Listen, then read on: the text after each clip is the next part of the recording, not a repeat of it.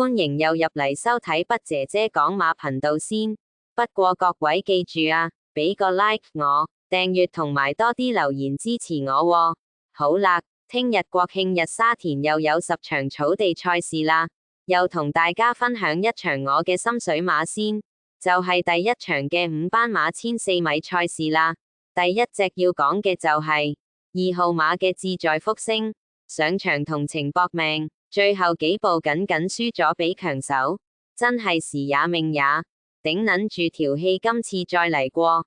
不過大家可能會覺得奇撚怪喎，點解今次換咗個騎師布文嘅？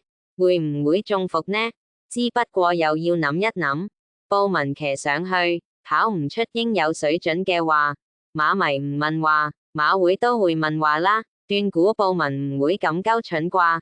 再睇睇今場對手真係好撚弱，所以覺得呢隻絕對係公眾熱門嘅射程範圍。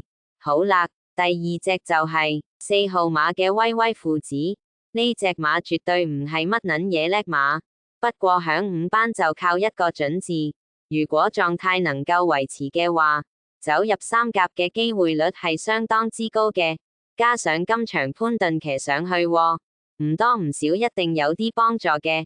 所以亦都係我考慮馬之一。好啦，最後一隻就係11號馬嘅全程路通，今場嘅12檔真係好撚不利㗎啦。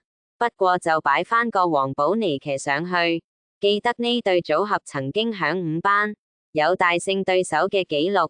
再睇過，同場認真快嘅馬就唔係咁多喎，估計佢都能夠早段殺入埋內欄，擺響前面走嘅。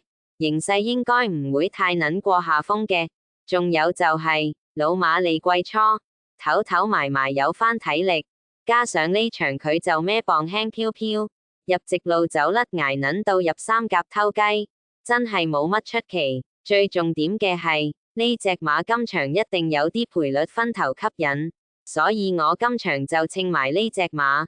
好落，3隻心水馬又分享晒啦。